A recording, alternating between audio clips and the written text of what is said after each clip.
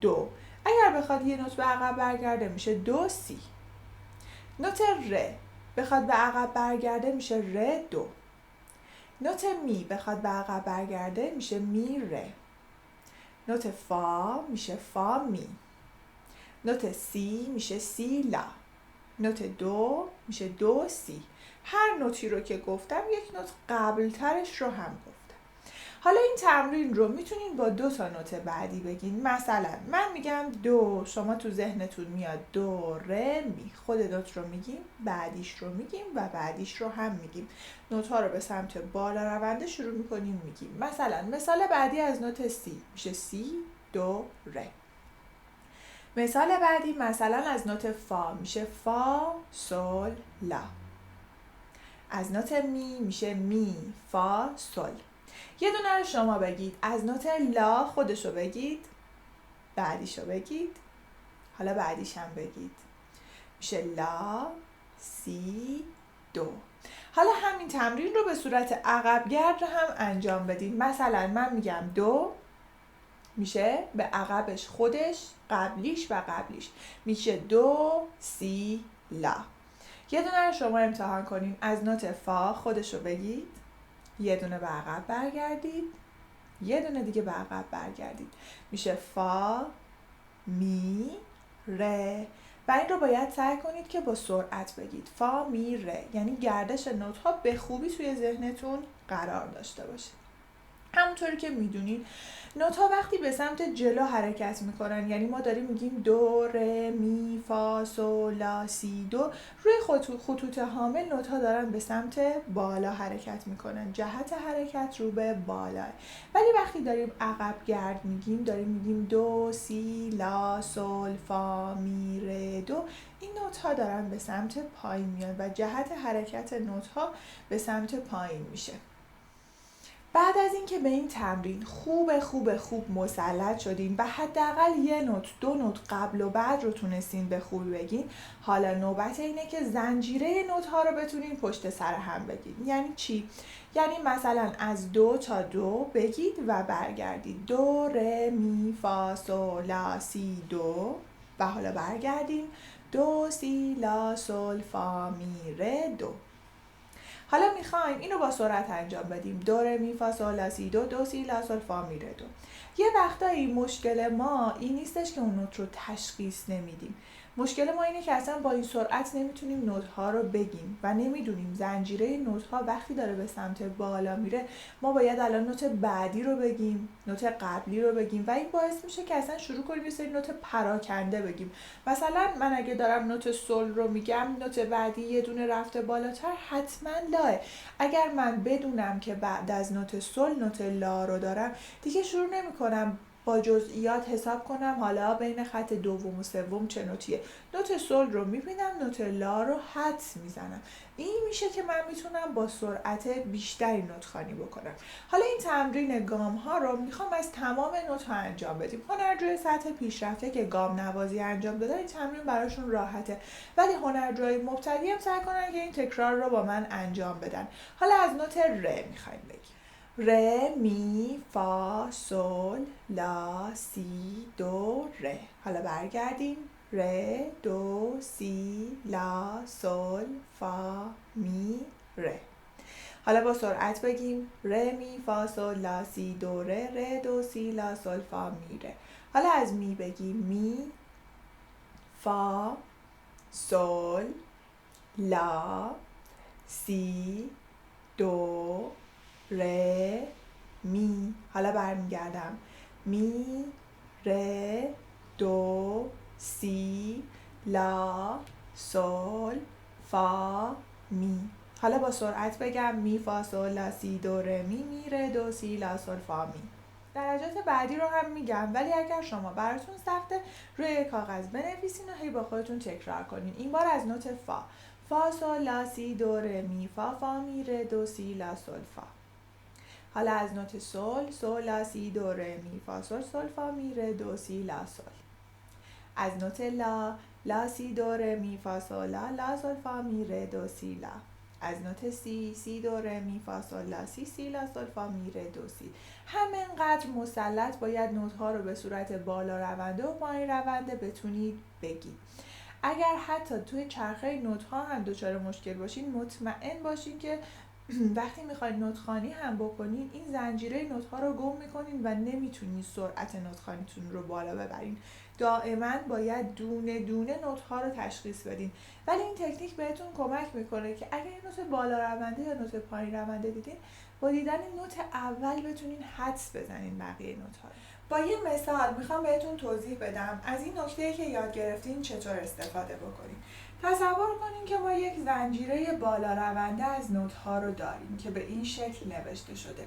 من نوت اول رو تشخیص میدم که میه، ولی توی سرعت، مثلا توی چنگ خوندن یا حتی سیاه تو سرعت بالا، این که دونه دونه بگم خب روی خط اول میه، بین خط اول و دوم فا، روی خط دوم سل و بین خط دوم و سوم لا، شاید تشخیص این برام سخت باشه یا ممکنه ما بین اینها یک خطایی داشته باشم یا اصلا یادم نیاد این وسط بین خط اول و دوم چه نوتی بود.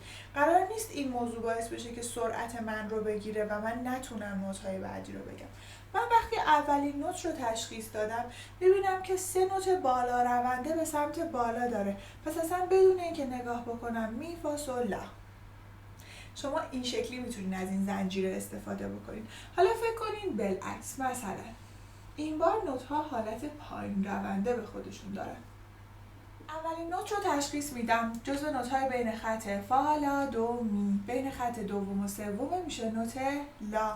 زنجیره این نوت ها به سمت پایین داره حرکت میکنه، یعنی این دایره ما حالا به صورت عقبگرد هستش، ما باید به سمت نوت های عقبی بریم. اولی رو میگم لا، بقیه‌شو لا سل فا می با سرعت بدون فکر، چون میبینم که نوت ها به ترتیب پایین اومدن. این برای نوت هاییه که حالت متوالی دارن، یعنی ما پرش نداریم. اولین نوت روی خط اول، بعد بین خط اول و دوم، بعد روی خط دوم و بعد بین خط دوم و سوم هستش. حالا اگر نوت ها اینقدر پیوسته نبودن و برای نوت نویسی حالت دیگه‌ای وجود داشت، حالا میتونیم از این تکنیک استفاده کنیم. ما روی خط اول، روی خط دوم، روی خط سوم و روی خط چهارم یک مجموعه نوت داریم.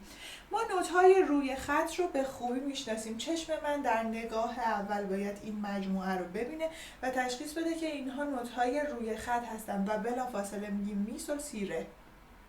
این بهتون کمک میکنه که با دیدن اولی و تشخیص اینکه بقیه اینها هم روی خطوط هستن بتونید بگید که نوت‌های بعدی چی هستن و با سرعت بالا بگید. حالا این بار بالعکس روی خط پنجم و حالت پایین رونده رو داریم. اولین نوت رو تشخیص میدم روی خط پنجم، اسمش فای. بقیه رو میبینم که روی خط دارن حرکت میکنن. چشم من در نگاه اول میبینه که اینها روی خط هستن. میشه فا، ره، سی، سل. پس ما اول نوت‌های روی خط رو یاد گرفتیم، گفتیم می، سل، سی، ره، فا. بعد نوت‌های بین خط رو یاد گرفتیم، گفتیم فا، لا، دو، می.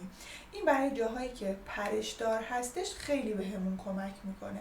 هم نوت‌ها رو تشخیص بدیم، هم بدونیم که نوت‌های بعدی به چه شکل خونده میشن.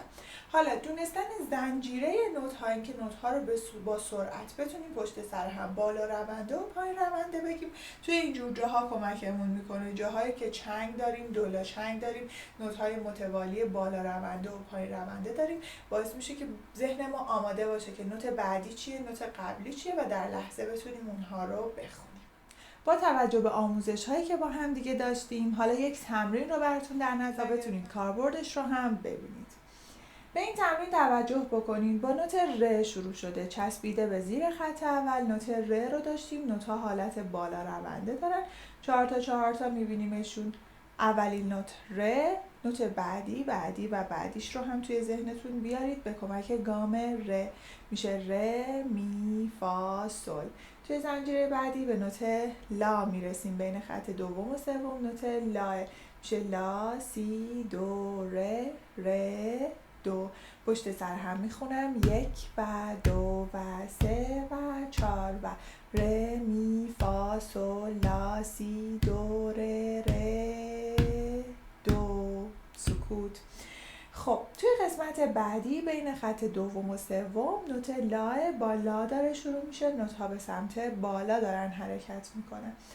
در آخر دقت بکنید یک نوت لا داریم که با یک خط اضافه بالای 5 خط حامله.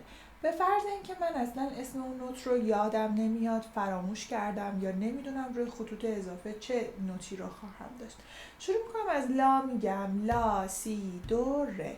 4 تا نوت بعدی هم در امتداد همین نوته میشه می، فا، سل. میدونم که بعد از سل نوت لا رو دارم، پس من اینجا نیاز به تشخیص تک تک نوت ها ندارم. همین که میدونم بعد از نوت سل نوت لاه که با یک خط اضافه نوشته میشه، این به من کمک میکنه که اون نوت رو بتونم به سرعت تشخیص بدم. و در این قسمت حالا حالت پایین روندهش رو میبینیم. با نوت لا شروع میشه، نوت ها داره به سمت عقب برمیگرده، میشه لا، سل، فا، می، ره، دو، سی، لا. یا این تمرین رو میتونین با سرعت بالاتر انجام بدین. ره، می، فا، سل، لا، سی، دو، ره، دو. لا، سی، دو، ره، می، فا، سل، لا، سل، فا. لا، سل، فا، می، ره، دو، سی، لا، سی، دو، ره، می، فا، سل، لا، سی، لا، سل، لا، فا، سل، فا، سل، می، ره. امیدوارم که به کمک این ویدیو تونسته باشین خیلی خیلی خوب نوت‌خوانی کردن رو یاد بگیرین و همینجا تمرین ها رو با من تکرار کرده باشین تا کاملا این نوت‌ها ملکه ذهنتون بشه. شما با همین تکنیک ساده‌ای که امروز یاد گرفتین میتونین ببینین که شما با همین چند تا تکنیک ساده‌ای که امروز یاد گرفتید یک معجزه‌ای توی نوت‌خوانیتون می‌بینین و می‌بینین که اگر اینها رو انجام بدین و روزانه جدا از این که کتاب و دفتر جلوتون باشه فقط به صورت شفاهی اینا رو با خودتون تکرار بکنین، چقدر سرعت نوت‌خوانی کردنتون بالا میره. یعنی نه تنها تشخیصتون فوق‌العاده میشه و اصلا دیگه توی تشخیص دادن نوت‌ها چالشی ندارین، بلکه میتونین با سرعت قابل توجهی هم بخونین. در مباحث بعدی که ریتم هم اضافه میشه و ما آموزش‌های ریتم رو هم خواهیم داشت، می‌بینیم که یک جاهایی ما علاوه بر تشخیص نوت‌ها لازم داریم که نوت‌ها رو به صورت مجموعه‌ای ببینیم. زمان به ما اجازه نمیده که نوت‌ها رو تک به تک بخوایم از همدیگه تفکیک بکنیم. مجبوریم به صورت زنجیره‌هایی ببینیم که چشم ما باید جلوتر حرکت بکنه و ذهن ما این نوت‌ها رو به خوبی بشناسه. مسیر حرکت‌ها رو که بالا رونده و پایین رونده هستن یا نوت‌هایی که روی خط و بین خط در حال حرکت هستن رو بتونه تشخیص بده. امیدوارم که این ویدیو براتون خوب و مفید بوده باشه. مطمئنم که با این ویدیو نوت‌خوانیتون عالی عالی میشه. کانال یوتیوب منو یادتون نره که سابسکرایب کنید و منتظر نظراتتون توی کامنت ها هستم. تا جلسه آینده، خدا نگهدار.